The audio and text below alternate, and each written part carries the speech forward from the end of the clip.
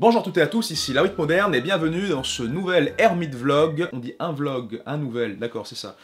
Bonjour à toutes et à tous, ici Lauric Moderne et bienvenue dans ce nouvel Hermite Vlog où cette fois-ci je vais de nouveau vous recommander un manga. Et pas n'importe quel manga parce que déjà je lis pas de la merde, excusez-moi hein. Arrêtez de douter de mes goûts. Mais surtout parce qu'il s'agit du nouveau hit en devenir du magazine légendaire Shonen Jump, dont la renommée et l'importance n'est plus à présenter, je pense. Au Japon, ce manga fait partie de la nouvelle vague de titres emblématiques du magazine, aux côtés des nouveaux rouleaux compresseurs comme My Hero Academia, Dr. Stone, Promise Neverland, et oui, aussi Black Clover, je ne l'oublie pas. Je parle bien sûr de Demon Slayer, ou Kimetsu no Yaiba dans sa langue d'origine, ou autrement connu auparavant chez nous sous le titre Les Rôdeurs de la Nuit. Donc voilà, les Forceurs de la Nuit, vous avez gagné, je vais enfin parler de votre manga. Tiens, en parlant de ça, information préalable, cette vidéo est en partenariat avec les éditions Panini qui éditent justement Demon Slayer chez nous. Éditions Panini qui m'ont demandé donc gentiment si je voulais parler de ce manga en vidéo,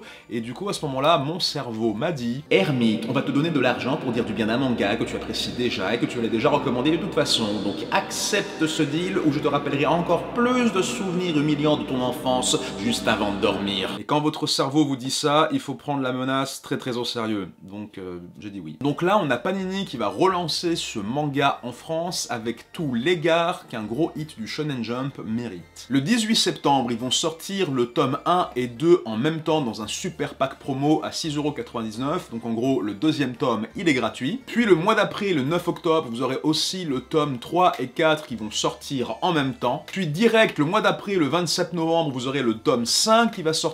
Et ensuite, à partir de ce moment-là, vous aurez un nouveau tome tous les 2 mois avec un vrai suivi de la part de l'éditeur. Donc là, clairement, Panini, avec ce titre, ils veulent frapper fort.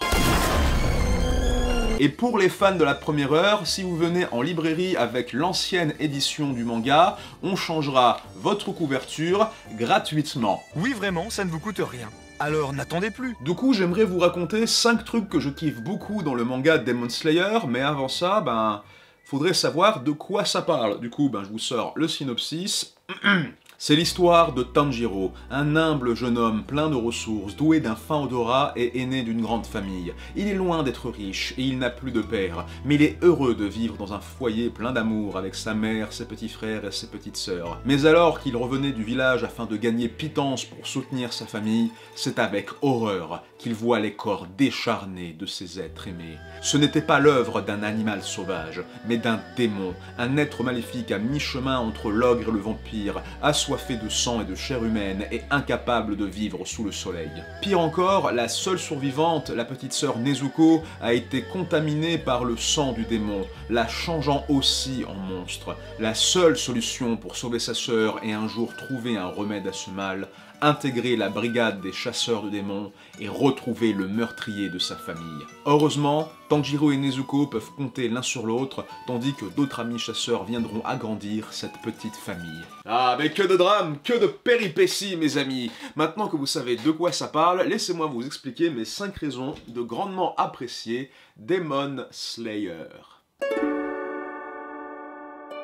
Premier point que j'aime beaucoup dans ce manga, c'est un duo de héros très attachant. Le héros, Tanjiro, on peut dire qu'il déborde de Big Oni-chan Energy, tu vois, c'est le grand frère qu'on aurait tous aimé avoir. Il est doux, il est prévenant, il est altruiste, il est attentionné, il est super comme mec, quoi. C'est un gars qui est très droit moralement et qui est très chill, tu vois, c'est pas le genre de mec qui s'emporte et qui s'énerve à la moindre insulte qu'on lui balance à la gueule. C'est le dernier mec au monde à encore aider les grands-mères à traverser les routes et tout le bazar, tu vois. Mais du coup, ce qui est intéressant, c'est qu'on a un personnage qui est très droit moralement, mais dans un monde qui est du coup très cruel, et qui du coup le met beaucoup à l'épreuve. Il affronte clairement des ennemis qui sont vicieux, qui sont fourbes, qui sont vraiment maléfiques, et du coup, les autres chasseurs de démons, ils disent à Tanjiro, hey, vas-y là, qu'est-ce que tu fais là, arrête d'avoir pitié pour ces sales merdes là, tue-les et c'est tout là, basta là, c'est que des tueurs sanguinaires. Après, faut pas se méprendre, hein. Tanjiro, c'est pas quelqu'un d'hésitant, c'est quelqu'un qui peut être très sévère et déterminé. C'est juste qu'en fait, il ne veut pas céder à la rage, et il ne peut pas s'empêcher d'avoir de la peine pour ses ennemis, sans pour autant les pardonner. À aucun moment, le mec, il oublie qu'il se bat contre des monstres qui sont littéralement assoiffés de sang, hein. Lui, il faut faire ce qu'il faut faire. Mais c'est pas pour autant qu'il kiffe sa vibe dans la violence et les combats. Ça, c'est plutôt le rôle de Inosuke, le mec avec la tête de sanglier, c'est plus son truc. Clairement, Tanjiro, il est pas intéressé par la bravade et les gaudrioles, c'est pas le genre de mec à vouloir devenir le roi des épéistes, comme certains veulent devenir le roi des pirates, ninjas, cuistots, joueurs de cartes. Il est insensible, en fait, à tout esprit de compétition, ce qui pour un shonen neketsu de combat du Shonen Jump... c'est remarquable, faut le dire. S'il doit un jour devenir le meilleur, c'est dans le seul but d'aider sa sœur et autrui. En fait, c'est ce qu'on appelle un héros à arc plat. C'est une théorie littéraire mise en place par K.M. Weiland, qui est une autrice de romans de fantasy et de science-fiction, et qui a fait beaucoup de guides pour aider les gens à écrire leurs propres romans. Et en fait, ce qu'elle dit, c'est qu'un héros avec un arc plat, ça veut dire en fait que c'est un héros qui a pas besoin de fondamentalement changer qui il est au fond de lui, tu vois. En fait, dans une histoire, quand t'as un personnage qui a un arc positif ou négatif, c'est en fait qu'au début, il vivait dans un genre de mensonge, il vivait dans un état de base qui est amené à changer, et le truc c'est que quand ils partent à l'aventure et qu'ils rencontrent le monde, ils se rendent compte que ils vivaient dans l'erreur, et à ce moment-là, soit ils deviennent des personnes positives et plus fortes, soit ils deviennent des personnes négatives, des méchants, ils tournent mal, tu vois. Mais un héros avec un arc plat, c'est-à-dire qu'en fait, l'intérêt, c'est pas que le personnage il change en rencontrant le monde, c'est plutôt que le personnage détient déjà la vérité au fond de lui et qu'il change le monde autour de lui en partant à l'aventure. C'est comme je l'ai dit tout à l'heure, tu vois, il est très droit moralement, il est très empathique avec les gens et le reste du monde lui dit non, être droit et empathique c'est de la merde. Mais malgré tout, il arrive à gagner en restant dans ses principes. Et du coup, c'est le reste du monde et les autres gens autour de lui qui s'améliorent et changent en bien à son contact. Ça se voit dans sa façon dont il arrive à attendrir le cœur de certains chasseurs et comment il apaise l'âme de certains démons qu'il abat. Et ce principe, justement, est symbolisé par son lien avec sa sœur Nezuko. C'est une petite sœur aussi choupie que badass. Elle est mignonne, elle est balèze, elle est portative, elle est modulable. Putain, on dirait que je suis en train de vendre un téléphone. Elle entretient une super bonne dynamique de soutien émotionnel et guerrier avec son frère. Et franchement, c'est mutuel, hein, c'est pas unilatéral. Son frère l'aide, mais en même temps, elle aide son frère. Ils forment un super beau combo qu'on a vachement envie de voir réussir et qu'on adore encourager. Et la cerise sur le pompon dans tout ça, c'est qu'il y a zéro sous-entendu incestueux dans cette relation. Alors, oui, je sais, vous allez me dire que c'est très très bizarre de noter ça comme une qualité, mais dans un monde post-Oreimo et Romanga Sensei, je pense que c'est rassurant de préciser ça. Puis rien que ce moment dans le tome 1, là, cette case où t'as Nezuko qui arrive comme ça, qui joue à Inazuma Eleven avec la tête d'un démon, c'est super, déjà tu apprécies le personnage, genre je kiffe. Plus de ça, s'il vous plaît, merci. Et en parlant des démons, point numéro 2, on a des combats délibérés hauts en conséquence. C'est très intéressant en fait de voir le rapport de déséquilibre qu'il y a entre les démons et les chasseurs. Les démons, en plus d'être costauds et doués de régénération, ils disposent de super pouvoirs, de capacités spéciales qui leur donnent vraiment l'avantage en fait. C'est limite, ils ont des pouvoirs qui sortent de One Piece ou de My Hero Academia ou de JoJo's Bizarre Adventure, vous voyez. Il y en a qui arrivent à générer des tonnes de bras, il y en a, ils arrivent à se déplacer dans des marécages ténébreux, il y en a d'autres, ils arrivent à modifier les directions des gens en projetant des flèches, t'en as d'autres, ils jouent au ballon, c'est viable comme technique. Un autre démon avec un pouvoir cool, c'est celui qui utilise des tambours pour modifier l'architecture d'une pièce, tu vois, genre il peut pivoter et retourner une pièce et du coup t'es complètement chamboulé dans tous les sens. C'est un petit peu comme dans cette scène dans Inception, si vous voyez ce que je veux dire. À côté de ça, les chasseurs humains, ils ont pas vraiment des super pouvoirs à proprement parler, ils ont rien de particulier à part le fait d'être très forts physiquement,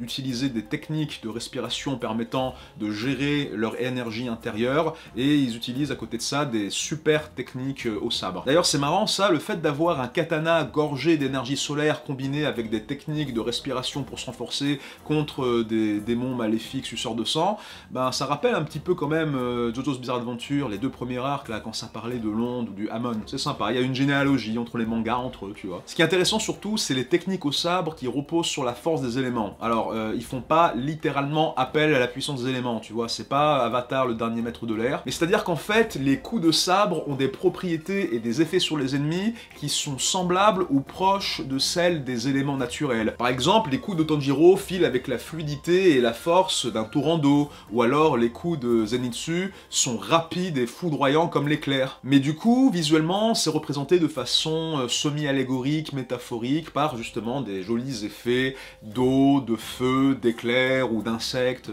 Oui, les insectes sont des éléments dans ce manga, ferme ta race, tu comprendras en lisant. Pas mal des héros de ce manga, pour compenser leur manque de force brute, ont des petites spécificités hors du commun. Par exemple, vous avez Zenitsu qui a une ouïe très fine, ou vous avez Tanjiro, comme je l'ai dit, qui a un super odorat. À un moment, justement, il arrive à sentir le fil de la défaite de ses ennemis. C'est un côté allégorique qui est très sympa, c'est vachement cool visuellement aussi. Mais du coup, ça veut dire aussi que chaque coup est très très lourd en conséquence, tu vois, genre une côte cassée, un œil crevé, une colonne vertébrale pétée, ou un bras arraché, c'est irrémédiable, tu vois, c'est pas quelque chose que tu te soignes rapido en dormant 24 heures, ou en mangeant de la viande, ou en mangeant des haricots magiques. Soit c'est des semaines ou des mois d'hospitalisation, soit bah t'es à la retraite technique, tu peux plus te battre, soit bah t'es mort, quoi. Et vraiment, il y a des morts, c'est mort-mort, hein. Il n'y a pas de Dragon Ball pour le ressusciter, ceux-là. Et oui, je vous préviens tout de suite, il va y avoir des enfants morts, yé. Mais au moins, tu vois, quand tu vois à quel point les démons peuvent être forts, bah ça donne beaucoup d'espoir pour Nezuko, ça rend vachement intéressant son parcours à elle, tu vois,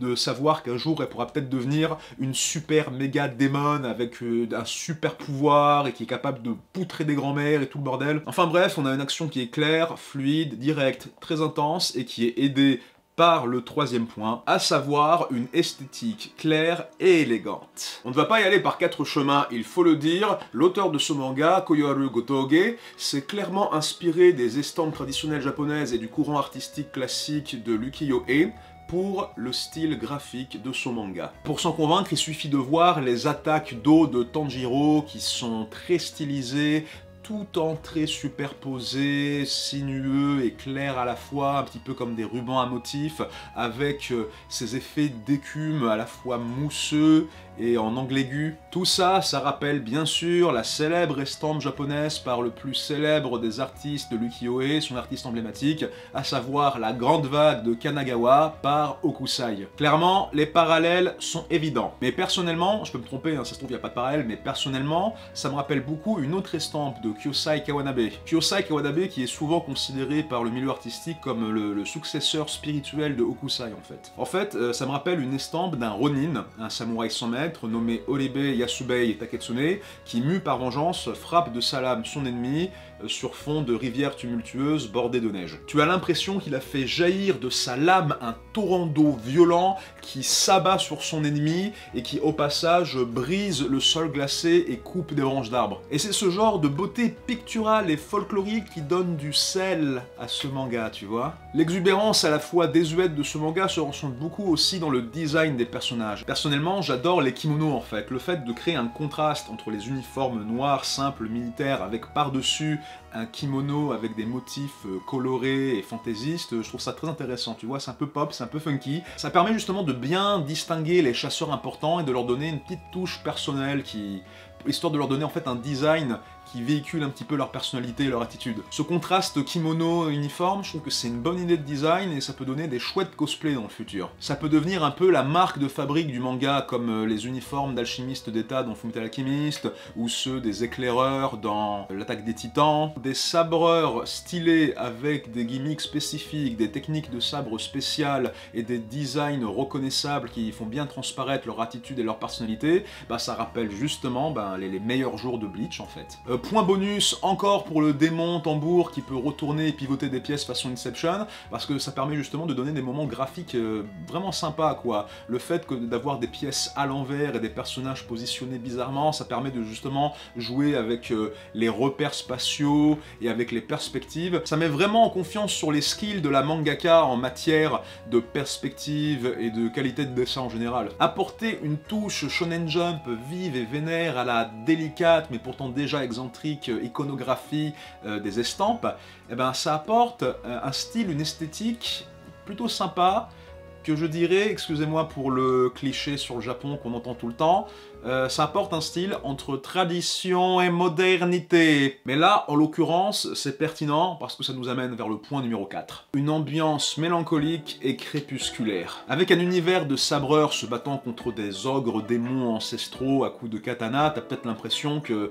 l'histoire se passe dans le Japon féodal avec les samouraïs, les shoguns, les ninjas et tout. En fait, non. Dans Demon Slayer, en fait, on est genre vers fin 19e, début 20e siècle. C'est la révolution industrielle, bébé. D'ailleurs, il va y avoir un arc plus tard avec un combat qui se passe dans un train, c'est vachement cool, mais je vous dis rien d'autre, hein, pas de spoil. Et c'est vachement intéressant parce que tu as nos deux héros modestes et campagnards, loin de la civilisation, qui doivent rejoindre une armée de pseudo-samouraïs devant se battre contre des créatures centenaires. Et en fait, dans cette histoire, tout le monde est coincé dans le passé, alors que le reste du Japon est en train de pivoter vers l'avenir. Bienvenue dans le monde de demain.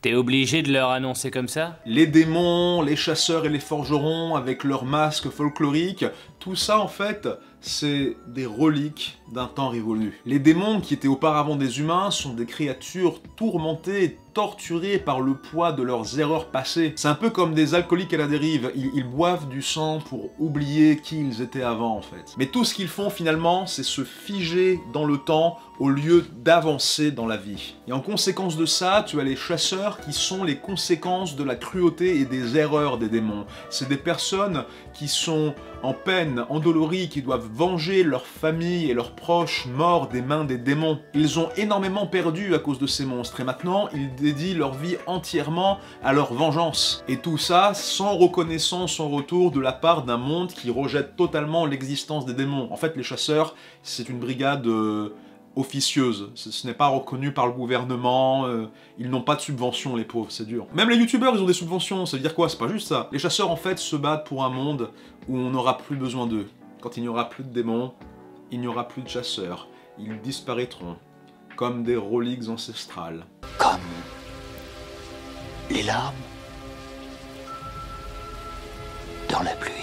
Et du coup, tout ça, ça te donne encore plus envie d'encourager nos jeunes héros qui du coup représentent la possibilité d'un avenir radieux, qui représente un nouvel espoir, qui représente le potentiel de se défaire des chaînes du passé pour ensuite passer à autre chose. Ce qui nous mène du coup vers notre dernier point, les thèmes des liens familiaux et humains. Dans un monde mélancolique où le passé devient un poids, de jeunes héros comme Nezuko et Tanjiro auraient pu justement céder au désespoir et devenir ainsi des machines à tuer après la perte de leur famille. Mais ils savaient qu'ils étaient encore là l'un pour l'autre. Au lieu de se laisser abattre parce qu'ils ont perdu, ils ont décidé de se concentrer sur ce qui leur restait. Le plus grand super pouvoir de nos héros dans ce manga, ce n'est pas une technique secrète à l'épée, ou une super transformation, ou une source d'énergie magique intérieure ou quoi. C'est eux. Ce sont leurs liens. Et ça va plus loin que, ah là là, le pouvoir de l'amitié, de l'amour, hein, comme dans tous les shonen, machin, non, non, non, non, non, non, chut, chut. Arrête d'être un mécréant, s'il te plaît, écoute-moi. Tanjiro est prêt à tout pour devenir plus fort afin de protéger sa sœur et lui restaurer son humanité. Tandis que Nezuko, elle, est prête à devenir une démon surpuissante capable de contrôler sa soif de sang afin de pouvoir soutenir son grand frère dans sa quête. Et c'est quand leurs liens s'intensifient qu'ils deviennent plus puissants et balancent leurs meilleures attaques spéciales afin de créer des moments d'anthologie aussi cool en termes d'action qu'au niveau émotionnel. Donc ok, on se dit, elle visualise les autres êtres humains comme des gens de sa famille, donc elle les tue pas et elle attaque les démons à la place. Mais c'est plus compliqué que ça. Parce qu'à un moment, Nezuko décide de protéger et traiter avec gentillesse et tendresse d'autres démons. Des démons pacifiques, mais des démons quand même, qui eux se font attaquer par des démons plus vicieux du camp adverse. Mais du coup, ça veut dire que Nezuko arrive à voir sa famille, ses êtres aimés, à travers des êtres soi-disant non humains. Ça veut dire du coup qu'elle arrive à voir l'humanité encore présente chez eux. C'est cette capacité d'empathie, cette capacité de traiter avec égard les personnes qui connaissent les mêmes luttes dans la vie que soi, qui permet de créer des liens familiaux au-delà des liens du sang. Tanjiro devient comme un grand frère pour les autres apprentis chasseurs de démons. Ils sont touchés par sa tendresse, sa gentillesse, son égard et son côté attentionné. Et Tanjiro, eux, les voient justement comme les petits frères qu'il a perdus. Et c'est ça la clé qui permet d'encore plus apprécier ce manga. Tanjiro et Nezuko arrivent à retrouver l'esprit de leur famille perdue chez des personnes extérieures avec qui ils arrivent à créer des liens solides et sincères. Là où au contraire, les démons sont des créatures inhéremment égocentriques. Certains démons essayent justement de retrouver leur humanité en essayant de créer des liens avec d'autres démons, mais ils ont énormément de mal à retrouver la même sensation qu'avant. C'est une véritable lutte pour eux de s'organiser et de se rassembler, surtout quand le méchant principal, Muzan, essaye de les dissuader de se mettre en groupe afin d'éviter toute opposition. Pour oublier le fait d'avoir perdu leurs rêves, leurs espoirs et leur famille quand ils étaient humains, les démons ont alors décidé de devenir des monstres solitaires. Parce que pour eux, se lier aux autres, c'est prendre à nouveau le risque de souffrir de leur absence. Même le méchant principal, Muzan, est un être incapable de confiance et d'amour. Il préfère créer des liens de peur, d'abus et de manipulation chez les autres démons, comme un père narcissique paranoïaque qui abuse de ses enfants. Muzan a beau littéralement donner son sang aux autres, grosse métaphore, je sais pas si t'as compris, afin de créer de nouveaux démons liés à son image et liés à lui, ces démons-là ne seront jamais proches de lui. Et Muzan ne les traitera jamais avec égard et respect.